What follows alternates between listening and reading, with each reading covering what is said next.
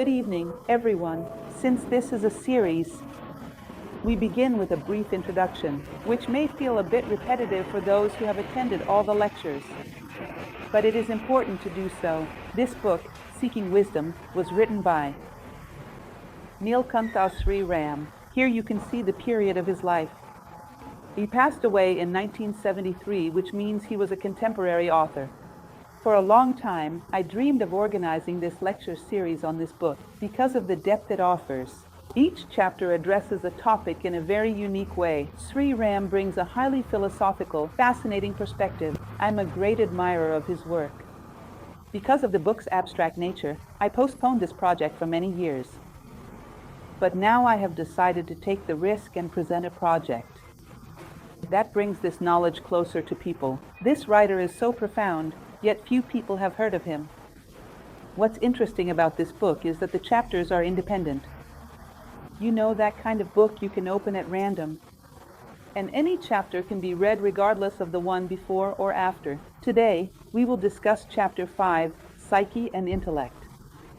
In this chapter, he speaks very specifically about different ways of perceiving reality, the idea of how we grasp things, how we learn, how we perceive the world, and, very specifically, the issue of the blockages that the psyche can create, or the pathways it can open for our intellect to express itself. In other words, how do we truly understand things? How do we understand the world? Do we really understand it? That is another question I find quite fascinating. How much do we truly understand about the world? So let's dive in. We'll see what Sri Ram has to say on this. He begins by talking about the way people understood things in the past. But by the past, he means up to the Middle Ages, the modern age, and, in some respects, even more recently. During those times, the worldview was mediated by a symbolic structure: stories, legends, myths. What's interesting about this structure was Indian, and he uses India as an example. That both things coexisted at the same time. Do you know what that means? A story, for some people with a certain level of wisdom, was symbolic and spoke of a very elevated spirituality. For others with a lesser degree of wisdom, it was moral and spoke of a much simpler reality, but one that was just as useful. The same story, let me give you an example.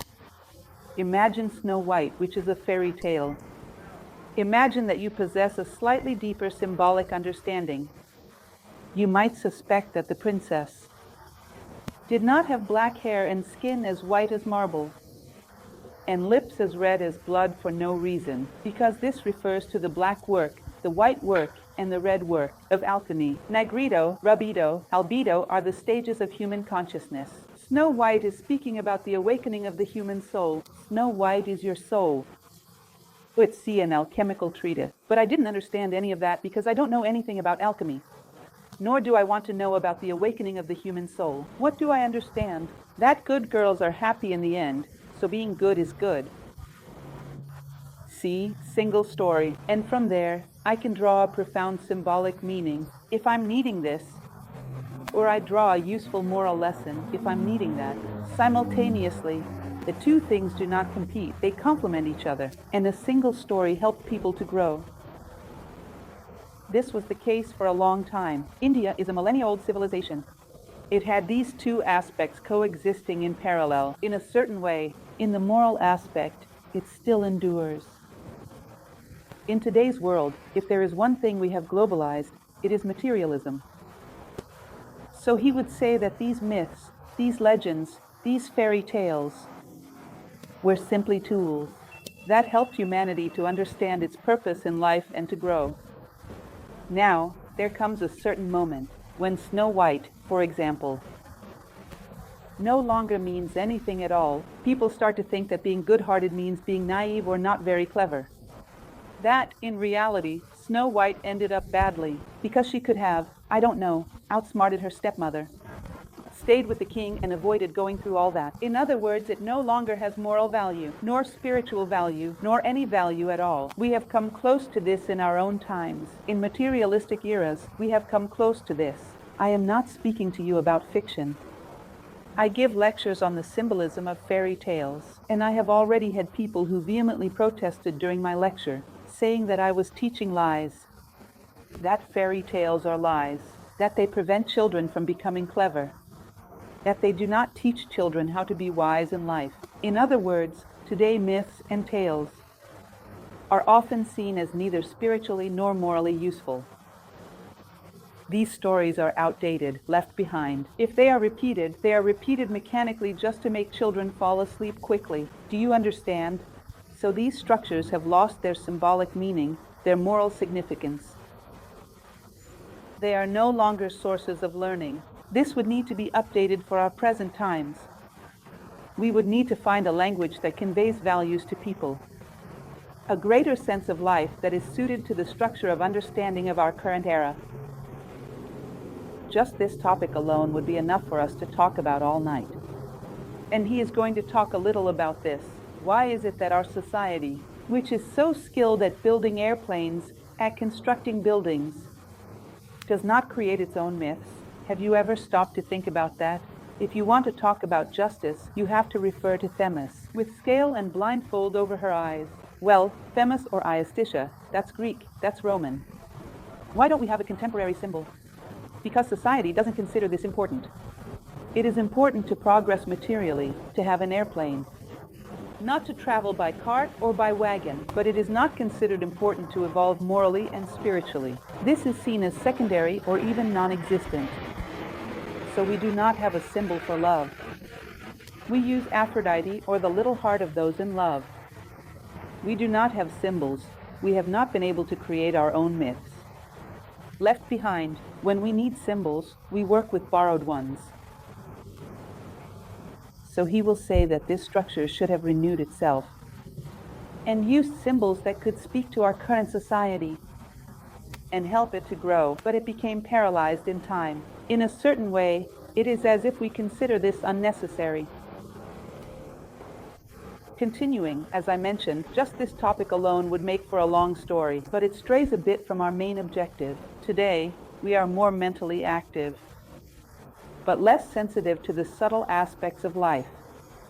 This is literally taken from Sri Ram. Let us understand what it means to be more mentally active. Otherwise, you might say I am prejudiced against civilizations, Sri Ram, with past civilizations. That is not what it means. It means that our logical mind has developed in a way that has no precedent in history, as far as we know. No one would doubt that our technology is the most advanced in history, that we possess scientific knowledge, for example in the field of astronomy, that has never existed before. This logical development related to the objective universe has advanced greatly. But this knowledge turned inward, toward the more subtle aspects of life, has remained practically stagnant. There is a saying by Thales of Miletus that I find very interesting, which I have even mentioned here in one of these lectures by Sri Ram. That Thales went out into the street and saw mathematicians trying to define what a straight line was. He went to the mathematicians and asked, "What good is it for you to know what a straight line is if you do not know what rectitude is? The two things are connected. You know how to measure externally with an equation, but inwardly there is no equivalent. You don't know what rectitude is." Our knowledge on the subtle plane has become stagnant. Professor Jorge Angel Livraga, who founded New Acropolis, gives a classic example interesting. He says, you take the driver of a Roman chariot and the pilot of a jet plane. The machine has evolved, but humans have not necessarily evolved. Perhaps, from the perspective of selfishness and the ability to live together, he is even more conflicted than the one who drove the chariot. So, in the end, are we talking about the evolution of machines, human evolution? It is clear that it would be good for us to have both. But what Sri Ram points out, and what I find very curious and interesting, is that our evolution from a technical and scientific perspective could teach us a great deal if we knew how to apply it in the human sphere. Objectivity in evaluating things, which we lack when we enter the realm of the psyche. So he says, the mind as the slayer of the real. It carries a series of prior conditionings that it does not see, it only projects. This is a concept that is highly characteristic of Sri Ram. In almost all of his works, he insists on this point. Look, we are inside a bubble. We're not seeing things as they are. We're projecting onto things. Imagine that, in your childhood, you had a disastrous experience with a dog. It bit you. This caused psychic trauma. From that moment on, anything that barks throughout your life will be seen as a terrible danger, a life-threatening risk, even if it's a toy poodle this small. Because you no longer see the dogs in front of you. Anything that goes woof woof is that terrible animal from your past. You project a trauma. You no longer see things. You see your trauma projected onto things. Understand your passions, your preferences, your fears, your interests. Interpret things in such a way that you don't even know what they truly are. You only know what you have projected onto them. So much so that if you ask 10 people to describe the same event, you will get 10 different accounts. And the worst part is not even that. It's that people project and distort reality. And sometimes they have no interest in knowing what reality truly is. Behind their own distortions, sometimes they even suspect that maybe things aren't exactly as they think. But they let it go because it's more comfortable to think that way. Have you ever noticed this in yourselves? The best way for us to detect something. Imagine that you had a problem getting along with someone. From time to time, your conscience accuses you. Are you sure you're not misinterpreting this? Did that person really have that intention? Then another voice comes and says, just let it go. Now you want to forgive that person. They're no good. Doesn't this exist within you? It's already so neatly packaged. Why would you want to mess with it? A little voice says, really? Was it really like that? Did that person really have that intention? Couldn't we take another look at it? No, leave it alone. It's already packaged, defined, labeled, and I'm not going to touch it. In other words, there is a certain psychological comfort in labeling the world. And sometimes we prefer that more than we love wisdom of truly knowing what things really are, what the world is. It's a bubble. It's not the things themselves, it's not the chair. It's the chair as seen through Lucia. It's the wall as seen through Lucia. All through Lucia. If I don't like the color white, then this wall is just so-so.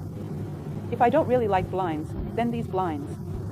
In short, things become conditioned by my interests and end up distorted.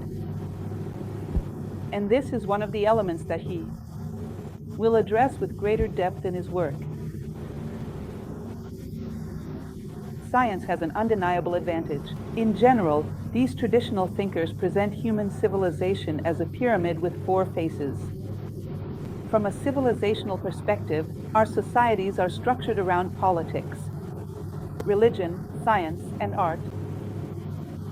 Of these 4 faces, in our current historical moment, science has surged ahead. Those who are truly scientists, because there are some who use this label but are not worthy of it, possess a level of precision and discernment that is difficult to find within politics, religion, or art. They demonstrate a depth and seriousness in their work. Yet the other faces, at times, are greatly lacking. And why are they like this? Precisely because there is a genuine desire to see things as they truly are, not just to opine. Imagine the existential conflict of Higgs, wanting to prove at any cost that the boson exists, whether it exists or not, just because he wants to gain fame. He may have his fair share of vanity, but no sensible scientist would want to prove a falsehood just to make a name for themselves. He wonders if the boson really exists. There is a profound curiosity to understand what gave mass to these particles at the beginning of the universe. I need to know this. It's an important question for me. You'll become important. That's nice. You'll be recognized and might win a Nobel Prize. All right, but knowing why the universe gained mass is more important. And if it doesn't turn out that way, they'll immediately abandon it and try something else. Do you see? It is this spirit that drives science forward. Our politics, at times, is almost medieval, isn't it? And science, on the other hand, is futuristic, accomplishes things incredible. Do you realize that this desire to seek the truth beyond the projection of your small self is extraordinary? It opens up opportunities for you to tear away the veils of illusion. And he says that science, in this sense, is truly remarkable. In other words, they use their senses or instruments to create hypotheses that are tested, and beyond being tested by yourself, they must also be confirmed by others so that no one is left in doubt and no one clings to falsehoods. Now, when it comes to the emotional realm, how does it work? Emotions, goals, purposes, relationships. The mind only sees what confirms what it wants. Arguments. The hardest thing in the world is to make someone see that they might have even a small share of error. This is something quite curious. I often say that the world is dual, except in relationship conflicts. There is no duality there. Both sides are right. There is no partiality in these cases. Everyone believes they own the truth, and they truly can't see it. Sometimes they simply don't have the emotional structure to recognize it. I have already experienced this kind of situation, and it is difficult. The person says, "Don't talk about it because I even suspect that I might be wrong." But I am not ready to face that. So you end up distorting reality, because that's the only way you can live with it. It's interesting that the lack of discernment in this area creates a completely illusory world. From the perspective of human relationships, and from the perspective of self-knowledge, it distorts our inner world and strips it of any seriousness, any possibility of coming closer to reality. Obviously, this will even limit the benefits we gain from science. Science advances greatly, generating cutting-edge technology. But if a person is psychologically selfish, what will they use it for? For what purpose? This ends up compromising everything. If the mind is calm, intuition can perceive. But an agitated and tense mind is like a cloudy mirror. Not even memory can surface. In other words, he says that our mind, our mental process, is tied either to a physical perception, those three worlds there, or to a psychic perception, or to a spiritual perception, which is much rarer. In general, in the Greek tradition, this was called the caduceus of Mercury, presents the human structure, the physical body, the psychic body, and the spiritual body, nose, psyche, and soma. And the mind receives information from one of these three. What happens is that the psyche, which is right in the middle, blocks the passage of information, upward or downward when it is too clouded, by immaturity, by passions, and above all, by selfishness. It clouds the passage of information. And the person, even if they have clarity in some area, is unable to make that knowledge productive for their own growth or for the well-being of society. The psyche restricts, it blocks the way. He says if the mind is calm, if it is able to remain within this structure, with tranquility, it is able to have even spiritual insights. It can access elements from above. That old Taoist saying, which I often quote, says, "Shadows were born into the world because humanity became opaque." Imagine that this were a bamboo tube. Light enters here and exits down here. If this bamboo tube is unobstructed, if there is a lot of dust along the way, light enters, but what comes out below is shadow, or air enters and what comes out below is dust. So when we are able to bring our psyche into balance, in general, we can access very profound things, insights, perceptions, and content that we would never normally imagine exist. The psyche is clouded and clouds memory. It does not only cloud your perception of the present, it also clouds your access to past content to such an extent that you reinterpret your past, creating traumas where there were none. A terrible thing in our times, a kind of addiction, is victimization. In victimization, if no one has wronged you, someone is invented. And if you cannot find it in the present, you turn to the past. And one day, you suddenly discover that your elementary school teacher really didn't like you. Because you need to feel like a victim today. No one has done anything to me yet. This is an addictive pattern, a clouded psyche. And there is no possibility of accessing higher, more spiritual elements. what Sri Ram calls intuition, which is a very special source of knowledge, which is the search for essence. A person who reaches even a little bit of their own essence, that is, who knows themselves. Do you remember how the rest of that Greek phrase goes? Man, know thyself and you will know the universe and the gods. Do you know why? If I know something of my essence, I can see the essence of things. If I only know what is superficial about myself, I will be superficial in relation to all things. You might say that just now I mentioned how much we know about astronomy, about technology, about science. All right, but this knowledge becomes utilitarian. I want to use things for my own personal benefit. I do not want to know the universe for its own sake, but to see how it can serve me. In other words, if I lack depth in my self-knowledge, I can't access spiritual plane. I have no way to access the essence of anything without first passing through my own essence. Isn't that obvious? This disordered psyche obstructs the mirror of the mind. That is basically what he means. The current moment of humanity, the mind is immersed in the material. It seeks to know what brings comfort and pleasure. What is utilitarian, not what is refined and profound. There is a quote from a Russian writer named Leo Tolstoy in which he says, "There are those who walk through a forest and see only firewood for their own fire." I find this idea very interesting because it clearly demonstrates what we do. You look at things and only truly see them when they serve your interests, when they can be useful to you. Materialism has this tremendous limitation. You live in a bubble where everything revolves around your own interests. Things in themselves do not exist. This greatly limits the possibility of human knowledge, and consequently, our potential for self-improvement. So we live in this era where things only exist from the moment. They can serve some of your interests. In general, these are the two instincts, survival and the perpetuation of the species, with the greatest comfort and pleasure possible. I always joke with my students during lectures, but this is an indisputable fact. In the animal world, they live for survival and the perpetuation of the species. And what about humanity? Survival and perpetuation of the species, using the mind as a tool, as a means to accomplish these things in a more pleasurable way. In general, it is rare to go beyond this, except when something arrives. That Aristotle called exhaustion, the birth of philosophy, when more is needed than mere survival as the meaning of life, when necessary to know who one is and what one came here to do, what is expected of them as a human being, because otherwise, I call it a high-tech animal, high-tech amoeba. Imagine an amoeba is a single-celled creature.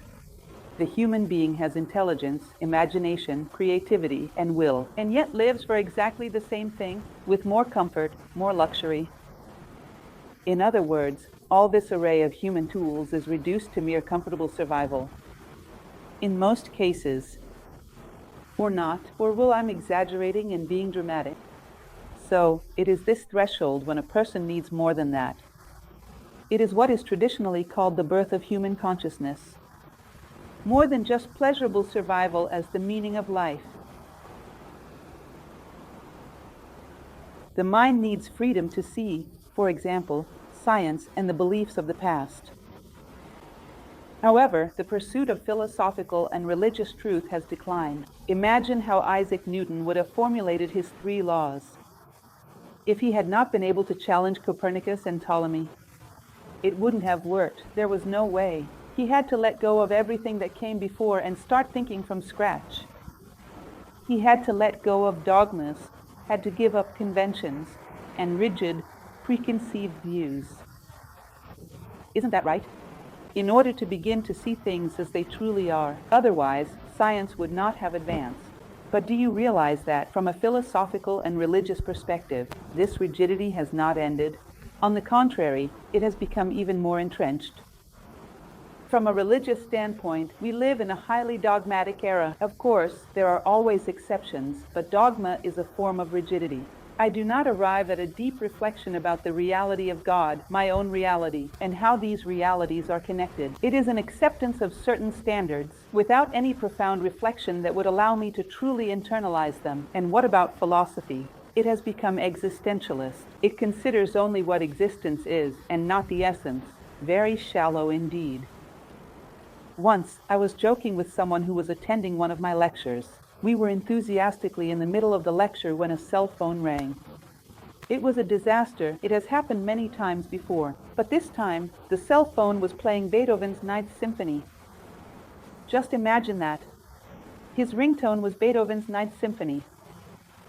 Since everyone's a bit embarrassed, I stopped and said, "Look, in the beginning, phones just made a simple ring, and today they play the Ninth Symphony. Imagine if humanity had evolved at the same speed. At that same level, we continue our conversations and interests, ringing like a simple bell. Imagine if we evolved at the pace of cell phones, with technology and science advancing at an incredible speed. And yet, we remain stuck in the same little things when it comes to values, in virtues, seeking wisdom, lacking understanding in how we live together, in the search for self-understanding, in the search for understanding others. Have we really changed that much? Hardly at all. This is an area that remains frozen. The deep need to understand what we are truly doing here, after all. It has remained frozen. This question has perhaps become even older than medieval times.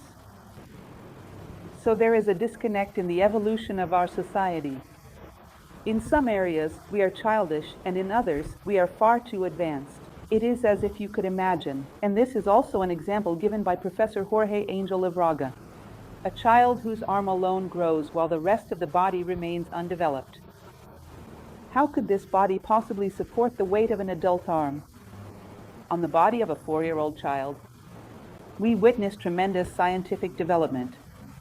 Within a society that is emotionally immature and selfish, with very little that is metaphysical, very little self-knowledge. How can it bear this weight?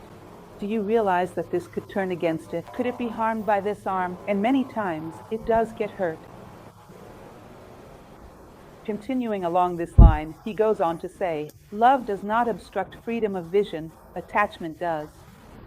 This is one of the things he says is often argued in our current society. To know, we must be cold.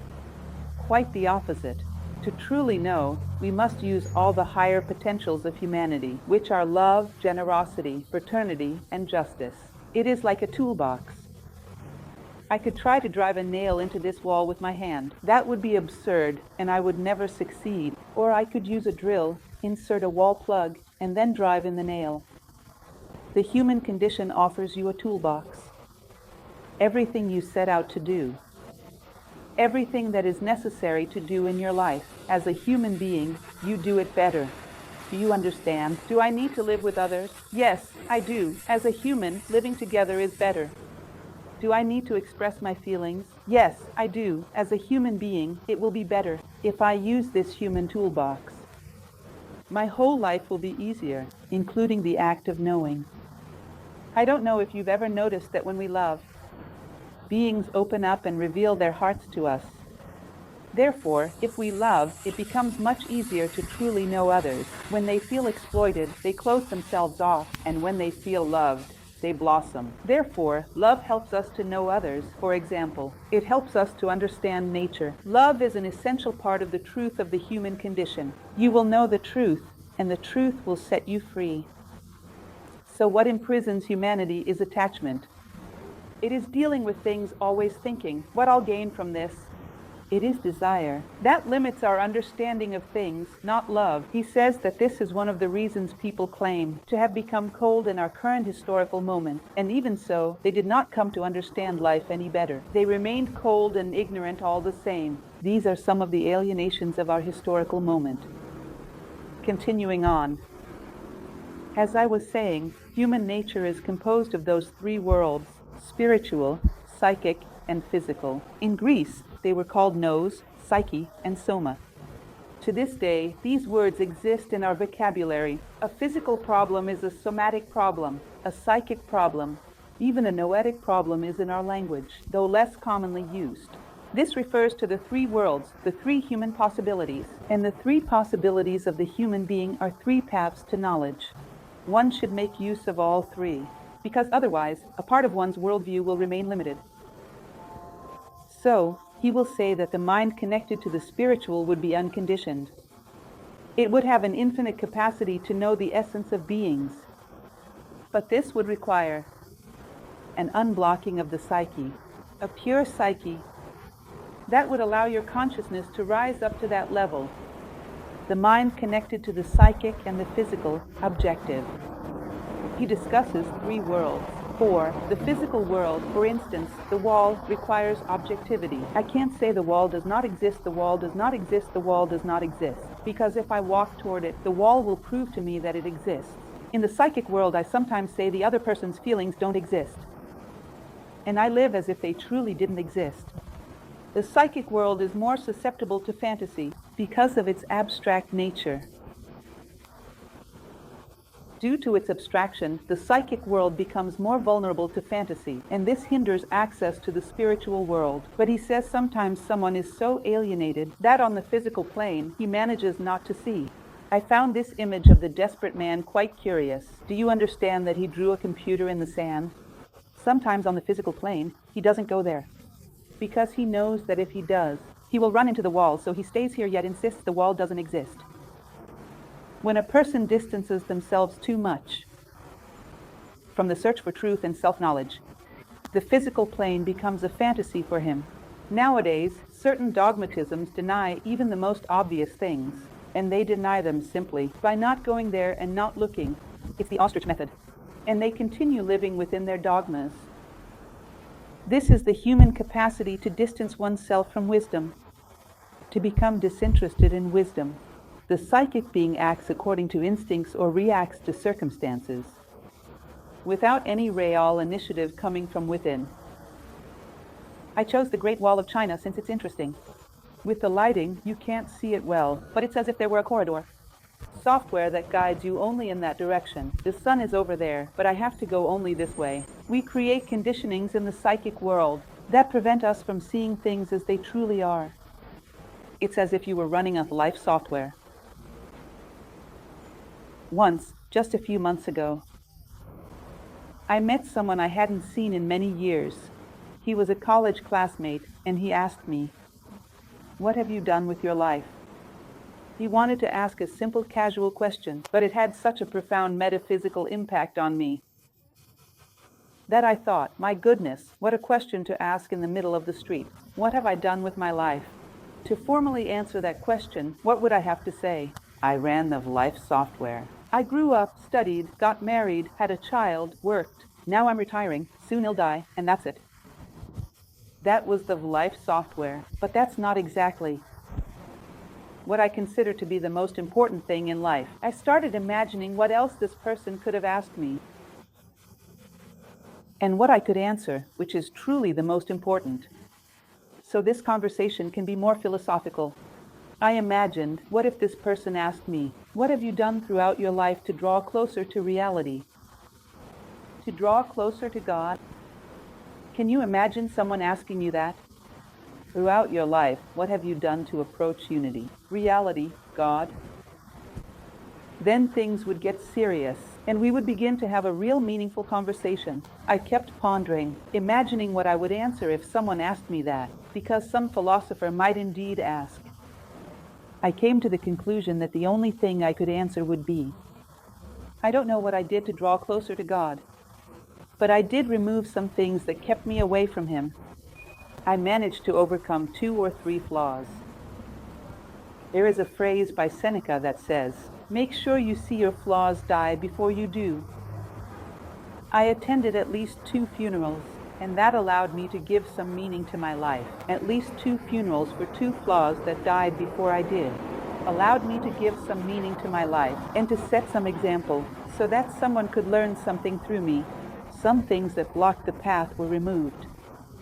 Ultimately, I can sum up my life, and I wouldn't add much more than that. The rest was just software. Play. It arrived. The rest is just software that we run, often very unconsciously. That's a bit of what he's saying here. So our psyche acquires a software. That was sold to us by our culture, which says we have to do certain things. And what if you say you haven't fulfilled some of these steps? I didn't go to college. Shock. I didn't get married. Shock. I didn't. Oh my goodness, what happened to you? Was it serious? So the software is demanded of you, and you internalize it and follow it exactly. Now, so what? And what's the moral of the story? No one asks, and the worst part is we don't ask ourselves either. It's a mechanized psyche, just running the life software. I hope you find someone who asks you that question. Paris.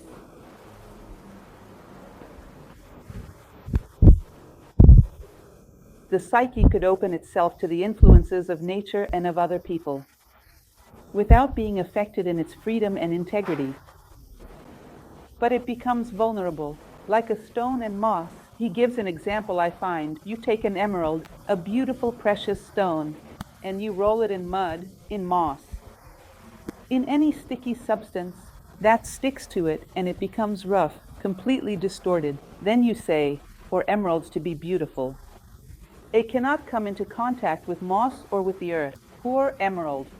We should have the ability to be in contact with everything that is necessary, extracting from it what is best, but without losing our own characteristics because of it. In other words, we could be with the world, but without letting the world corrupt us. Do you understand this? There is a story that I always tell in my lectures, and I always use this little ring of mine as an example. This is proof I've gained weight over the years, because it's getting harder to take this little ring off my finger during lectures. This little gold ring. Plato spoke of men of gold. And sometimes we wonder, why did he call the wise men men of gold? Was it because of the monetary value of gold? Gold has a very interesting characteristic. It can be in contact with you for years and it does not lose its own qualities. If it were another metal, wouldn't it be blackened? Human influence is so strong that it can alter the properties of metal. Gold remains true to itself. Even though it has been in contact with me all these years, it never leaves my finger. You realize that you can connect to the world, learn from the world, absorb the world's qualities, but not let the world alter who you are. To expand while remaining centered on the same axis, to grow through your experiences in the world, but without losing your center, without losing your identity, to be able to roll across all the surfaces that life asks you to traverse, absorbing the best from each surface, but without allowing them to violate or steal your identity. Not adapting in the sense of altering your true self. To learn from every path that life leads you down. That would be his idea. So the psyche could pass through any surface without losing its free and integral integrity. Both things at the same time. Whatever is necessary, I'll do. I'll connect with the people I need to connect with. I'm free, but at the same time, I am true to myself. I'll expand, but always around the same axis. That's beautiful. He has a very rich vision of the human being. He will say, the mind trapped in a passive psyche. In other words, one that has already settled into certain dogmas and does not change, doesn't let go of those things. Like in a cocoon or a web, liberation allows one to see oneself with objectivity. You must know what I mean. It's what we see most in society. Unfortunately, those people with whom it's even exhausting to try to have a conversation, because you know that all of their topics will revolve around a handful of dogmas, and they only see the world through that lens, sometimes political, sometimes religious, sometimes I don't know, stereotyped cultural view. And that never changes. They never question it. You know that if you try to steer the conversation away from that axis, you'll end up in a conflict, so you don't even try. You step into their world for a few minutes, just long enough to part ways without major disturbances, because there's no way to break out of that. Their entire conversation revolves around one element. That sits there behind the curtains. You already know what it is. You know they'll never let go. If you touch on it, it will lead to a fight. So it's a kind of interaction that is so unconstructive. This is the kind of person who will neither help you grow, nor can you do anything for them. because their psyche is addicted and does not allow the mind to flow freely. There is no spirit of learning. That's why what I find most beautiful in the philosophical condition is what Socrates used to say, all I know is that I know nothing, something new. Oh, let me see what it is, because I don't know. In a certain way, the addicted psyche believes it possesses some truth, and this truth limits it. Plato spoke about this, that the greatest limitation to knowing truth is thinking you already have it. There are certain dogmatisms there, and this limits the person. Let me see what it is. We'll see. This spirit of embracing the new. I find this fantastic. There is a passage from a Platonic dialogue, Gorgias. It is one of my favorites. I love it deeply, in which Socrates, who is Plato's character in almost all of his dialogues, turns to Callicles, who was a sophist, a philosopher of that time, and says the following, Callicles, you have to prove to me what you are telling me, because if you prove this to me, which is so different from what I have thought until now, you will see me living according to it starting tomorrow. You're dealing with something of great importance. You are deciding the way all of us in this room will live from tomorrow onward. Do you know what that means? If I convince you of something, starting tomorrow you will live in accordance with it. You don't see yourself as owning the truth. From the moment you learn, you commit yourself to what you have learned. Do you know what it means for a human to have the moral solidity to say that? If you prove this to me, tomorrow you will find me on the street living by it, because I'm faithful to what I consider to be the truth. A minimum of coherence. I reread this book just to get to this part. Fantastic. For someone to sign their name under a statement like that, prove this to me and tomorrow you will see me living it. Isn't that remarkable? I'm a member of his fan club. So, this is the issue of a mind trapped in a passive psyche, dogmatized in some way. And there are dogmas in everything, my friends. Even in the attitudes we have within our relationships, there are dogmas. It's a good exercise to bring your dogmas into the light, so you can engage in dialogue with them. There are dogmas in any subject, and wherever there is dogma, you have halted your ability to absorb what is new. Philosophy is the love of wisdom, and if I love wisdom, it is because I do not yet possess it. And if I do not have it, when it appears before me, it will be something new. If I always react negatively to what is new, I cannot be a philosopher. And this is a fundamental premise of philosophy. The psychic nature, emotions, feelings will not be eliminated. It will vibrate with clarity and freedom, whereas before it was like sleepwalking. This is also a very interesting point. We often think that a person who purifies their psyche, who removes all their dogmas, all their inertia, all their habits, will become cold. But it is quite the opposite. They will develop a much greater capacity for love when that love is built consciously and not simply copied from society. A much greater capacity for generosity. If you understand why you are being generous, you comprehend what your purpose is in doing so. A much greater capacity for honesty. If you know why you should be honest, what honesty means, what lies behind honesty. A pure psyche is one in which all values are consciously chosen, and they are not definitive, they are open to being improved. There is no software. There is no ready-made package. It is something you build day by day. And because it is truly yours, it has a much greater capacity to be well-founded, profound, and to truly reach the hearts of people. The wise are not cold. The wise are wise indeed. Precisely because they know how to deal with human nature, starting with their own. Wise today is a word that we do not really know what it really means. Sri Ram says something very curious and quite powerful. The mind imprisoned by this passive psyche, which, according to him, is where most average people are, is less lucid and awake than that of certain animals. Sometimes it perceives reality less than an animal does. I find this very intriguing. When he gives an example, imagine a herd. When winter is ending, spring's coming. It sees a little blade of grass the animal looks recognizes it. A sign of spring, a dogmatized human being. If he does not want to see spring, you show him the grass, he says, no, that's synthetic. You put that there. It's no use. He does not want to see. His mind is closed. You show him, but he does not see. An animal has a clearer perception than a man whose psyche is filled with rigidity. I have told you this many times before. Read Globo says it's worth seeing again. That example of Kant at the University of Königsberg, when a student said to him, "Professor, it's a good thing we are so rational today." And he replied, "Who is rational? Show me one." Kant already knew that this was very rare. Do you know what it means to be rational? Imagine you argued with your neighbor. Turn yourself into factor A and your neighbor into factor B, and create a mathematical, logical equation from the interaction of these two factors, and arrive at a mathematical, logical, pure conclusion: I was wrong. Based on that, you go and make a decision. You apologize to your neighbor. Do you do that? Do you know what you actually do? You tell your mind, find a way to prove that I am the one who's right. This is the most common thing in the world. The other day, I was doing something very curious. Draw your attention to this. There are some sophisms, which are called classical sophisms.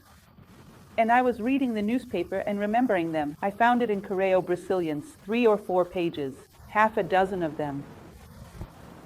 These are ways of distorting reality, so you only see what you want to see. I found that very interesting.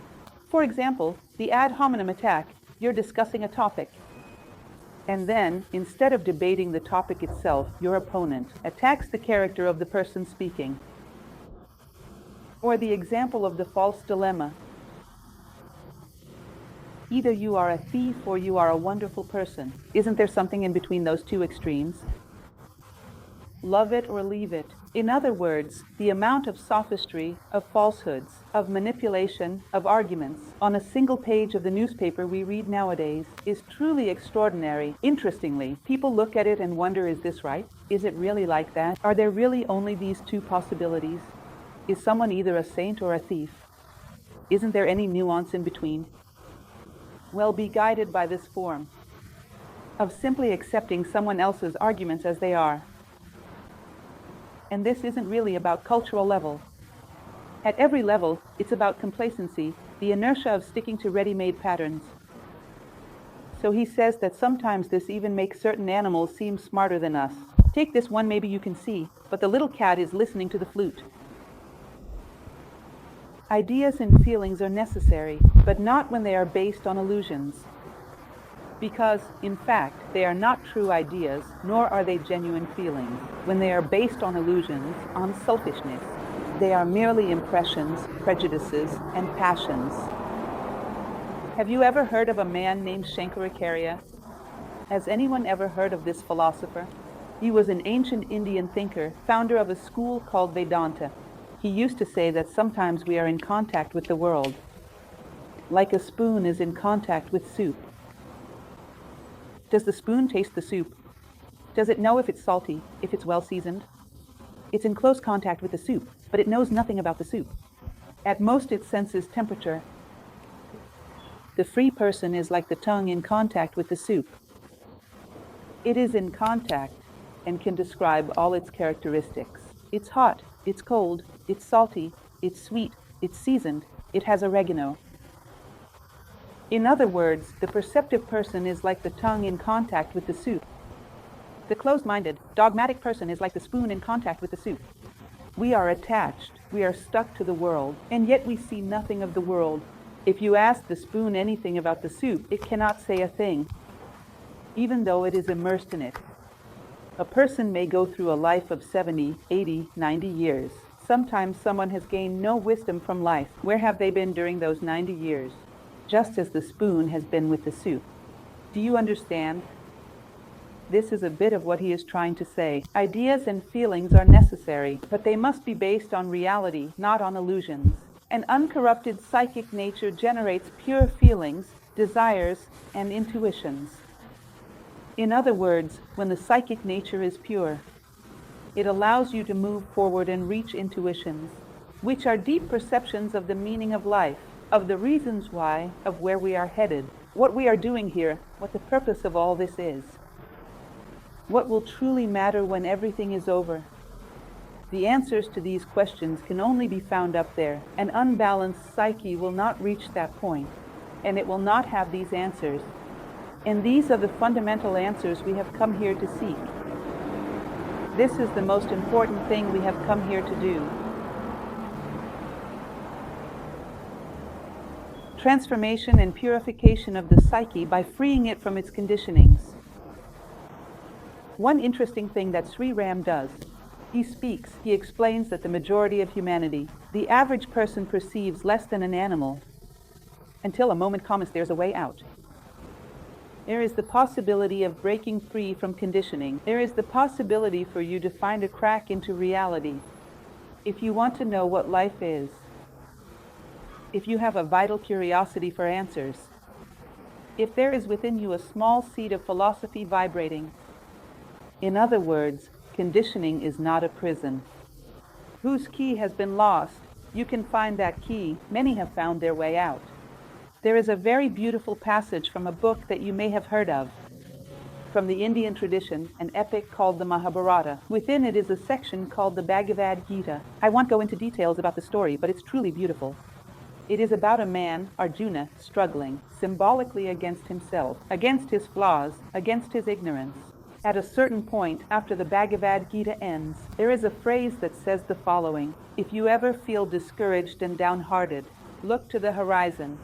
There you will see Prince Arjuna, victorious atop his mountain of enemies. Do you know what that means? One has triumphed. He was human. That possibility exists within you too. Isn't that interesting?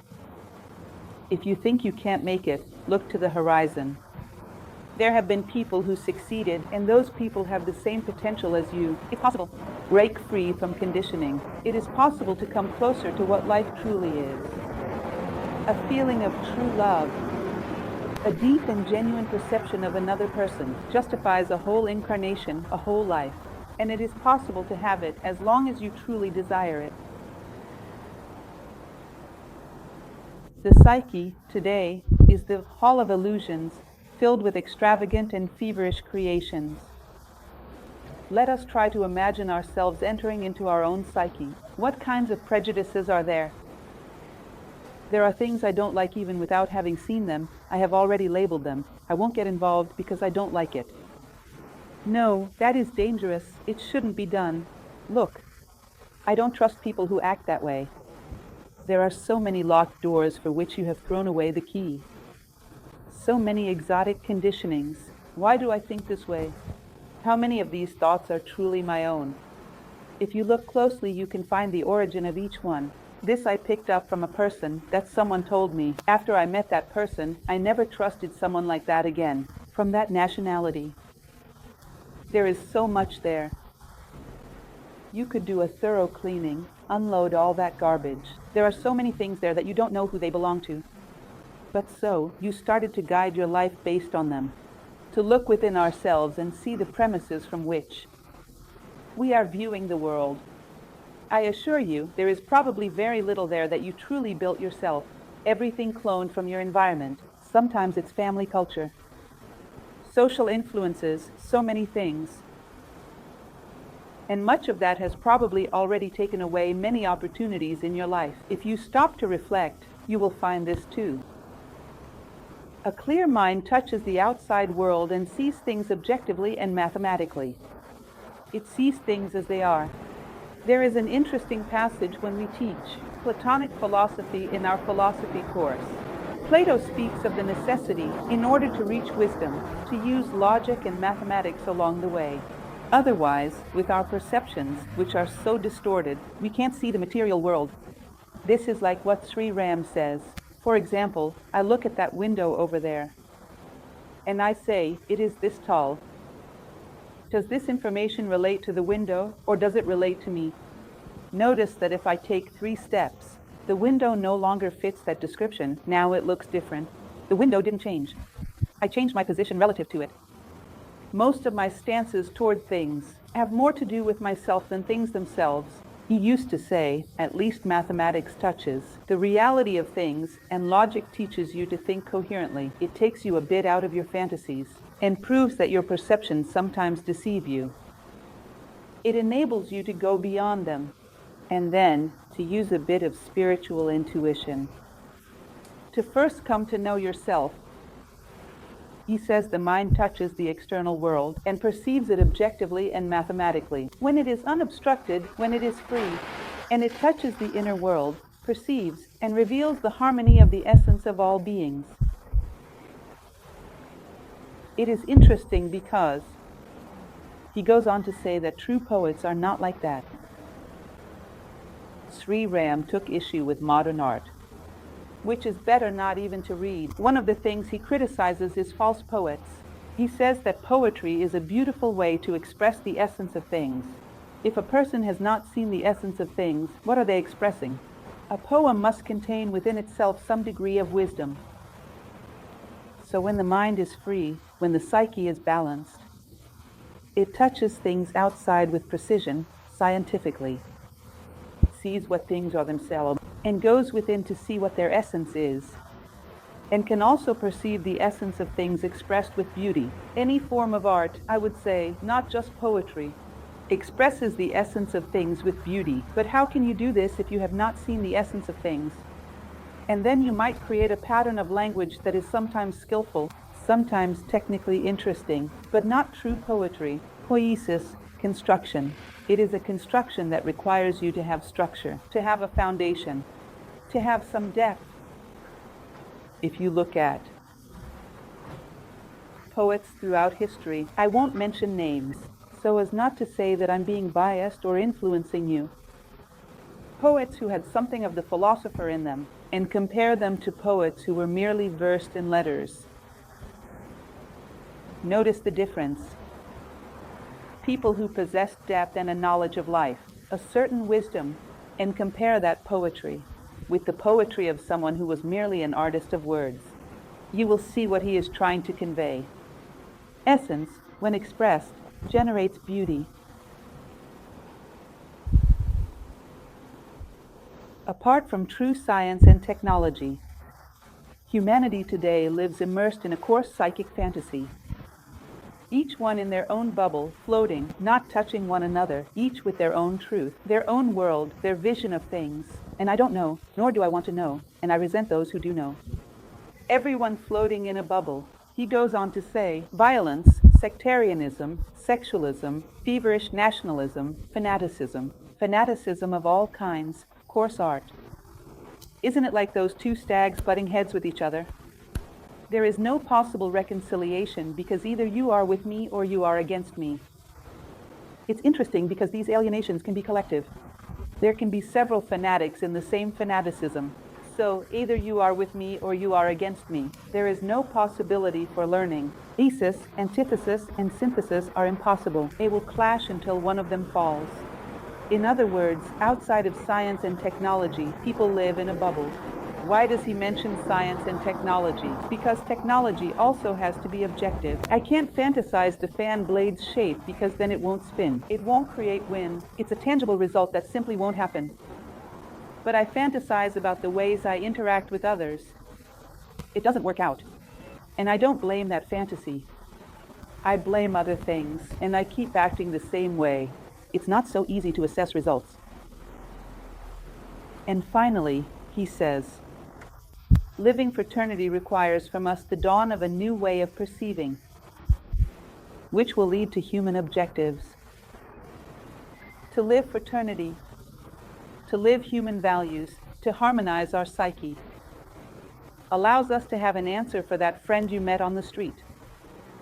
In other words, to move forward a little toward human values, to clear the path between you and the divine, to give a truly human meaning to your life. Otherwise, we have knowledge, information, but not formation. No human growth. In other words, we become well-informed barbarians. Cultured barbarians. Or does that not exist? Or are the greatest crimes in society committed by people who lack culture? We know that's not true. We know that the major problems generated by society at the top often involve people who are graduates and postgraduates, and who possess a vast amount of information. And this information, not correcting their moral flaws, actually amplifies them. Isn't that so? In other words, if we do not harmonize our psyche, if we do not have a path through which the mind can rise and transform knowledge into wisdom, the ability to respond to life, the ability to grow as a human being. Basically, today's topic is this: how to perceive life, how to grow, our ways of growing through knowledge. I hope this gives you a good opportunity for reflection, and I hope it can be useful. This is in response to a question from the audience. That was a beautiful reminder about Pinocchio. Do you remember the phrase? A boy who wants to be bad will never be more than a wooden boy. Do you remember that? The true human being is the one who ceases to be a wooden boy, must desire goodness. You cannot force it. There are not two consciences within a human being. A person should have one conscience, the human conscience. Plants possess a plant consciousness. That's a certain level of awareness. Animals have animal consciousness. In humans, there should be human consciousness. Human consciousness is distinguished from that of animals, precisely by its desire for values, virtues, and wisdom, whereas animal consciousness is limited to the desire to survive and reproduce. That is the boundary, that is the threshold. I always share a story in my classes, an old story from the 1960s, but it's very relevant to what you are talking about. It was a study conducted by a psychologist in the 1960s involving a little monkey. Have you ever heard this story? It was a chimpanzee. This story began when people started to recognize animal intelligence, a certain degree of development, especially among the apes, which is quite significant. And this psychologist took this little monkey to conduct research related to this aspect, which is very popular today, research on animal intelligence. In the presence of the monkey, he and his wife, from the time the monkey was a newborn, communicated only using sign language, Libras. As the chimpanzee grew, she learned this code. She was able to communicate using about 150 signs. And not only that, when she had a baby, she taught him as well. Now, it is interesting to observe what she would say. I want a walk, I want food, I want to sleep, I want affection, I want to go outside. Then you might say, well, but that is very different from what a human being says. A human being says, I would like to go to a restaurant, I would like to travel abroad. Isn't it the same thing? Just, let's say, with a greater syntactic richness. A high-tech little monkey. But in the end, aren't they talking about the same things? Now, imagine the little monkey saying, universal fraternity, justice. Where do I come from and where am I going? She would never say that. That is a threshold she would never cross under any circumstances. Animal consciousness needs no answers. Only human beings go through this. Now, if one does not go through it, the human condition remains an unrealized potential. Of course, this animal consciousness, as a means of survival, is something we will always need as foundation, but the human being is the one who has developed within themselves the potential. That is, human consciousness. They have ceased to be evil because of the good. They have ceased to be a wooden boy because they seek the good. It is the star of human consciousness. Remember the morning star, the planet Venus, that appears in Pinocchio? There are many symbolic representations behind this. The star of human consciousness that awakens. Don't you remember? The blue fairy. First star I see tonight. Grant me my wish. You all are lacking fairy tales. You should watch Disney. Pinocchio is highly symbolic. It is the star of human consciousness that awakens, represented there by the planet Venus, the blue fairy. In various symbolisms from many ancient traditions, it is precisely the planet Venus. In other words, human consciousness is that which is nourished by values, virtues, and wisdom, and it needs these in order to fulfill itself. Otherwise, it feels hungry and dies, just as animal consciousness dies if it is not instinctively nourished. It remains only half alive. It survives. It does not truly live. All men die, but not all men truly live. Some only survive with only animal consciousness. With true human consciousness, you would not need any kind of external pressure. She would be honest. Why? Because she is human. It would be just because it is human. Not out of coercion, but out of conviction. In Sri Ram's last lecture, we spoke a little about this. If you touch this human essence, everything else will be added unto you. You would not need a multitude of laws and codes, forcing human beings to be human because they already would be. Do you understand this? I shared that on one occasion not so long ago. I entered a public restroom and there was a little sign saying it was forbidden to steal this or that. I found that so unusual. You actually have to inform people that it is forbidden to take things that do not belong to them home. Plato used to say that when laws abound, it is because offenders abound. A society that has many doctors is because it has many sick people. A society that has many laws has many offenders. It feels a need to regulate everything. There is a human nature that understands things on its own without needing so much pressure. Then it becomes difficult, as eventually something will arise that you haven't regulated. There's no way around it. You cannot control human beings through conditioning. We are not dogs. Either you humanize, or you do not solve society's problems. In short. Any more questions, everyone? Any other questions? Next week we will have topic 6.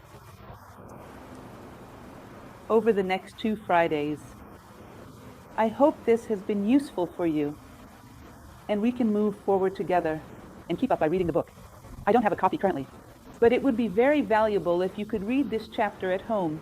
Thank you so much.